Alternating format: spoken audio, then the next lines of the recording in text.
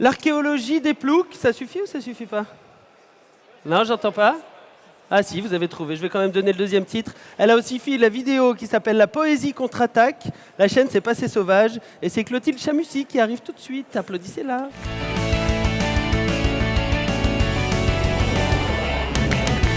Bienvenue. Bonsoir. Alors on va parler tout doucement, parce que Clotilde, elle a plus beaucoup de voix. Alors on va parler doucement. Un tonnerre de chuchotement. Oui, on va faire ça tout doucement. Alors tu es diplômée d'archéologie, Clotilde. Tu animes la chaîne Passé Sauvage depuis quand? 2015? 2016. 2016. Et tu as aussi dernièrement coécrit un livre qui cartonne. Hein, ah si, il cartonne. Moi je Ouais, le vois cartonne. partout. Je le vois sur les réseaux Regarde. sociaux. Ça s'appelle... Retour vers le paléo. C'est quoi exactement? C'est un livre qui vulgarise la préhistoire par thème, la musique, le sexe, l'alimentation, tout y passe. Et c'est dessiné aussi. C'est dessiné, c'est illustré par Aurélie Bordenave. Que je salue, parce que je la connais bien. Alors tu faisais partie du Vortex saison 1. Ouais. Toi. On va voir ce que ça a donné, tiens.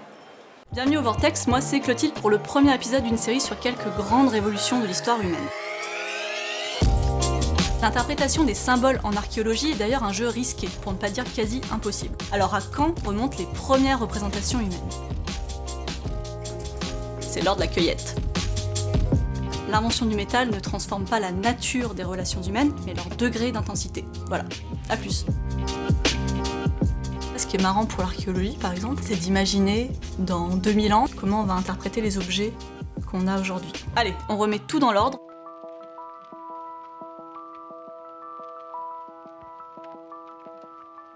Alors, Clotilde, regarde, ils applaudissent parce qu'ils veulent que tu commences ton one-man show. Tu as choisi de nous parler de l'archéologie, mais du futur. Ouais. Ouais, eh ben écoute, tu vois, le timer, il marche pas. Mais tu as 7 minutes, c'est à toi. On Ok, te c'est applaudit parti. à nouveau. Bonsoir, merci d'être là. Alors, quand on m'a proposé de parler de l'archéologie du futur, je me suis vite rendu compte qu'il y avait déjà pas mal de choses sur ce thème, des articles, des expositions, à savoir comment les archéologues du futur comprendront-ils notre civilisation. Alors, ce n'est pas du tout l'angle que j'ai choisi. J'ai décidé de m'en tenir à l'intitulé, c'est-à-dire « Que sera l'archéologie demain ?» Parce que l'archéologie, comme les autres sciences, dépend totalement des méthodes, des outils qu'elle emploie. C'est par exemple la découverte de la lunette astronomique qui a permis en 1609 à Galilée de voir pour la première fois les satellites de Jupiter et de comprendre un peu mieux le système solaire. Pour l'archéologie, c'est pareil. C'est la précision des outils et des méthodes d'analyse qui permet d'en savoir plus sur les sociétés passées. C'est pour cette raison que les premières fouilles se sont concentrées sur les édifices les plus imposants qu'on pouvait dégager avec de simples pioches, parce qu'on n'avait pas d'autres outils. Et alors quand des outils sont arrivés, on a pu accéder à des éléments de plus en plus précis sur les humains du passé. Par exemple, on a le microscope qui permet de détecter des pollens qui sont les témoins du climat préhistorique, mais aussi des parasites qu'on retrouve dans les excréments fossilisés. On a aussi les logiciels de dessin, de photomontage qui permettent de restituer des sites en 3 dimensions.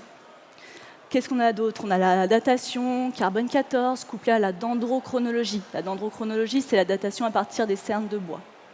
Et tout ça, ça permet d'avoir des datations toujours plus précises. Mais on envoie aussi des impulsions électromagnétiques dans le sol pour repérer plutôt des vestiges enfouis. Et puis dernièrement, il y a les drones. Alors les drones, pour l'archéologie, c'est génial parce que ça permet d'avoir des vues d'ensemble des sites, quand auparavant, tenez-vous bien, on galérait avec des cerfs-volants. Je vous le promets, je l'ai fait des tas d'années. Photo cerf-volant, ça ne marche jamais. Vous finissez à 22h, vous êtes content, c'est bien. Et voilà, et cette liste pourrait être très longue. Alors, que sera l'archéologie de demain? L'évolution des techniques n'est pas prête de s'arrêter, et donc on peut s'attendre à beaucoup d'avancées pour l'avenir. C'est pour cette raison, par exemple, que le site de Pompéi n'a pas été fouillé dans son intégralité. Ça et le manque de financement. Mais bon, ce n'est pas le sujet. On a en effet gardé une partie du site aux fouilles futures, dans l'espoir qu'il y ait des nouveaux moyens, des nouveaux outils pour déceler des traces passées jusqu'alors inaperçues. Bon, l'un des domaines les plus prometteurs, c'est la génétique. L'histoire de l'humanité, c'est avant tout c'est une histoire de migration. Et la paléogénétique est une discipline qui permet de les reconstituer. Comme je ne suis pas du tout spécialiste de la paléogénétique, c'est la partie de mon texte que je connais le moins. En séquençant et en comparant des génomes fossiles, on est capable de faire des liens entre eux et donc de retracer les mouvements d'individus et de populations à travers les siècles et à travers les régions. C'est génial, sauf que l'ADN se dégrade dans le temps et qu'il est très difficile de tirer des informations nettes à partir d'ossements vieux de plusieurs milliers d'années. C'est comme ça qu'on étudie. Alors il y a des chercheurs du CNRS, de l'Université de Lyon 1 et de l'ENS de Lyon qui ont mis au point une méthode, enfin ils sont en train de l'élaborer en 2017, donc c'est assez récent, qui s'appelle la méthode SER, S-E-2-R-S, qui permet d'accéder à une partie de l'ADN plus dégradée. Alors SER, c'est Surface Enhanced Resonant Raman Spectroscopy. Voilà, je vous laisserai regarder ça. Donc ça s'avère très prometteur pour l'avenir et le boulot des archéologues. Maintenant, dans le domaine sous-marin, qui est un domaine qui me tient particulièrement à cœur, on compte beaucoup sur l'arrivée des robots. Alors on en a déjà, ça s'appelle des ROV, R-O-V, c'est des drones sous-marins si vous voulez. Et là, Stanford est en train de bosser sur un prototype d'humanoïde robotisé qui serait capable de descendre à 2000 mètres. 2000 mètres, c'est incroyable. À l'heure actuelle, un plongeur qui plonge avec des bouteilles classiques, il descend à 60 mètres, et à 60 mètres, on reste 5 minutes. C'est très éprouvant physiquement, c'est risqué. Donc ce serait bien que des robots puissent remplacer les archéologues à ces profondeurs. Donc c'est bien beau. Et ce robot, il s'appelle Ocean One. Voilà, c'est le dernier truc que je voulais vous dire. Donc c'est bien beau tous ces progrès technologiques, mais c'est oublier un truc fondamental. C'est que l'archéologie n'est pas une science technologique. L'archéologie est une science humaine. Et les humains, c'est casse-couille. Ah bah oui, ça fait pas ce qu'on leur dit de faire, ou pire, ça change d'avis au dernier moment. Ça voyage, ça rêve, parfois ça se drogue, parfois ça croit en Dieu. Alors Dieu, ça peut être un animal, un végétal, un fils de charpentier, peu importe. Vous pourrez bien inventer tous les super microscopes, les plus beaux lasers aéroportés, ça ne suffira jamais à comprendre une société dans sa globalité et dans sa complexité. Donc, les progrès les plus significatifs de la discipline ne seront sans doute pas dus à une révolution technologique, mais plutôt à l'interdisciplinarité. Récemment, c'est l'ethnologie, avec des travaux faits chez des peuples du présent, qui a été à l'origine de travaux très novateurs pour l'archéologie. Donc c'est vraiment du croisement des sciences, sociologie, histoire, chimie, génétique, que naîtront de nouvelles idées stimulantes. Et en définitive, c'est le fondement même de l'archéologie qui s'est toujours nourri des autres sciences. Chaque archéologue est un petit peu spécialiste d'une autre discipline.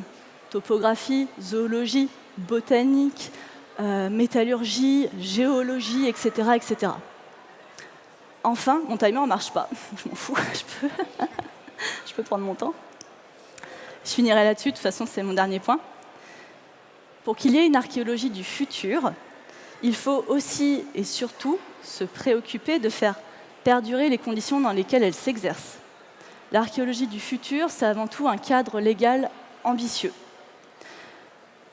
Cela veut dire bien sûr financer la recherche universitaire, mais aussi pérenniser et étendre l'archéologie préventive qui enregistre et sauvegarde les vestiges en permanence sur tout le territoire.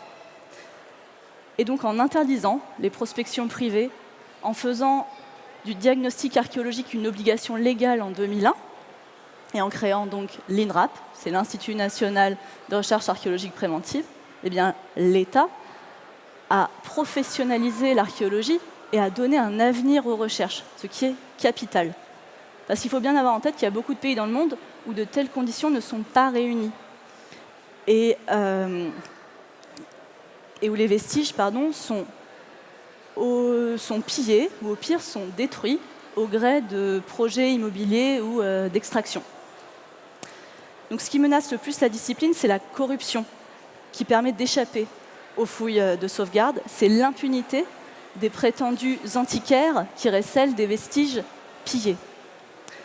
Donc le futur de l'archéologie, c'est peut-être une nouvelle charte de l'UNESCO, protégeant l'intégralité des vestiges archéologiques et pas seulement 1000 grands sites étiquetés patrimoine mondial. Voilà, merci. Merci Clotilde. Merci. Merci. Et en plus, ça va garder un tout petit peu de voix. On va te reposer. Ouais. Bravo, quand même. Alors, je te présente aussi nos nouvelles invitées. Julie Brachki. Vous êtes ambassadrice, doctorante ambassadrice de l'Université d'Aix-Marseille. Vous êtes écologue. Votre thèse, c'est sur les espèces invasives. C'est bien ça? C'est bien ça. Juste à côté, Marie-Jange, doctorante également, ambassadrice de l'Université de Lille. Vous êtes géologue et en fait, vous ramassez des petits cailloux un petit peu partout dans le monde pour voir comment les montagnes se sont constituées et l'évolution. Des petits cailloux, des gros cailloux. Et, Des pour grains de comprendre sable ça. aussi, j'ai C'est vu. ça. Alors, toutes les deux, vos thèses aussi, je le répète, elles sont racontées ici et vous comprendrez tout. Donc, c'est génial. Gabriel, on vous connaît déjà. Je voudrais vous faire réagir. Il y a beaucoup de choses dans ce que tu viens de dire. Je vais faire réagir Marion. J'ai bien lu, moi je sais que c'est des apatites que vous avez ramassées. Ouais, exactement. Moi j'ai bien révisé. C'est bien. Moi, il y a un thème qui m'intéresse dans ce que vient de dire Clotilde, c'est l'interdisciplinarité. On peut peut-être se retrouver là-dessus. Est-ce que vous pensez aussi qu'aujourd'hui les sciences sont en train d'évoluer dans ce sens-là? Est-ce que ce sont les sciences de l'avenir? Oui, moi je pense surtout que moi je m'intéresse au débat public et aux questions politiques de comment est-ce qu'on choisit le futur. Et en fait, les scientifiques, chacun dans son domaine, regardent un objet et sont capables de dire dans le futur il va évoluer comme ci, comme ça. Mais si on veut construire une image du futur qu'on peut discuter sur le débat public, il faut construire une image qui ne soit pas la somme de tout ce qui est possible pour chaque objet, mais qui soit des combinaisons crédibles. Et pour avoir une question sur pour savoir si c'est crédible que le spécialiste des noix, elles évolueront comme ça, que le spécialiste du climat dit ça peut évoluer comme ça, que le spécialiste de l'eau dit ça peut... En fait, il va falloir sélectionner pour chacun quelque chose qui soit plausible et donner à voir une grande image. Et ça, pour faire ça, il faut faire dialoguer les sciences. Parce que les conditions pour que poussent des plantes, ça va aussi dépendre du climat, ça va aussi dépendre de l'eau, ça va aussi dépendre du sol. Et donc, on a besoin de ce dialogue pour savoir où est-ce qu'on va. Julie et Marie, c'est quelque chose que vous ressentez aussi? Julie? Oui, moi, spécifiquement dans mon sujet donc, qui aborde la gestion des espèces invasives. Ouais. On a besoin de données archéozoologiques, on appelle ça, donc des données fossiles d'animaux qu'il y avait avant pour comprendre quelles espèces ont disparu, quelles étaient les espèces qui étaient là avant. Et ensuite, pour l'interdisciplinarité, effectivement, on a un sujet qui peut porter à débat sur des questions sociales, parce qu'on gère les espèces invasives par éradication souvent. Donc ça peut soulever des questions éthiques, de géopolitique, de mise en place de mesures de biosécurité. C'est un ensemble, effectivement. Ouais. Marie? Moi, Dans la c'est géologie. pareil. En géologie, par exemple, pour l'évolution des montagnes, on ne peut pas prendre en compte qu'un seul facteur parce que c'est une région qui est très large. Donc on doit prendre en compte aussi l'impact du climat à court terme, à long terme, l'impact par exemple des séismes, du volcanisme. Et moi, les méthodes que je fais autant de la physique que de la chimie dans ma thèse pour essayer de répondre à un problème. Et je dois aussi prendre en compte toutes les études qui ont été faites sur le climat, sur le magmatisme, etc. Donc en fait, on doit regrouper énormément de connaissances pour pouvoir comprendre comment une chaîne de montagnes évolue. Mais c'est pas possible de tout connaître. Non, c'est très compliqué. Donc il faut travailler avec les autres. C'est ça. Donc on travaille avec des gens qui sont spécialisés dans d'autres disciplines et nous ensuite on essaye de publier quelque chose qui nous permet de raconter l'histoire des montagnes au mieux. Alors je ne dis pas, parce que j'en sais rien, j'ai pas fait d'enquête si autrefois les scientifiques travaillaient davantage dans leur coin, mais j'ai l'impression qu'aujourd'hui il y a davantage de moyens pour que tout le monde communique. Non? Oui, c'est ce qu'on fait en général. Même si on a le matériel pour travailler dans notre université, ce qu'on fait, c'est qu'on essaye d'aller faire les expériences dans une autre université pour faire justement des collaborations avec d'autres labos, rencontrer d'autres personnes. Et donc ça, c'est très intéressant dans la recherche de pouvoir rencontrer plein de gens comme ça tout le temps, sur plein de disciplines différentes. Clotilde, je ne vais pas te faire trop parler, mais alors à la fin c'est un plaidoyer quand même. Bah oui, non mais tu as raison. Il faudrait une nouvelle charte de l'UNESCO. On ne protège pas assez les traces de nos civilisations? On protège souvent les mêmes, c'est-à-dire les édifices des rois. C'est une toute petite partie de la population quand même. On s'intéresse moins aux constructions qui touchent le peuple, c'est-à-dire vos futurs vestiges. En gros, vous êtes le peuple, comme nous ici. Bon. C'est une question. D'accord. Une dernière question. Ça sert à quoi? Ça sert à quoi? T'as une question? Vas-y. Vas-y. Est-ce que moi je peux fossiliser? Enfin, quelles conditions il faut pour que je fasse un bon fossile rapidement, en 5 minutes? Ah mais moi je suis pas... Ah mince. Non, les fossiles... Un géologue, non. Non, c'est compliqué en étant dans une ville pour devenir un bon fossile, non? Ok. Alors, On va en parler, on va en parler. en coulisses. D'accord. À quoi ça sert de fouiller le passé? Est-ce que ça permet de mieux prévenir l'avenir, de mieux l'envisager? Bah, à quoi ça sert? Ça, c'est une- Je suis pas la Lévi-Strauss, moi, mais...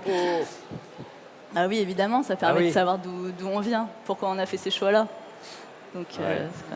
D'accord.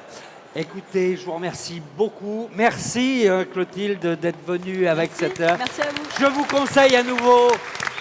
Et en plus, c'est pas de la pub, il est gratuit, hein. Donc si vous passez demain, on peut vous le donner.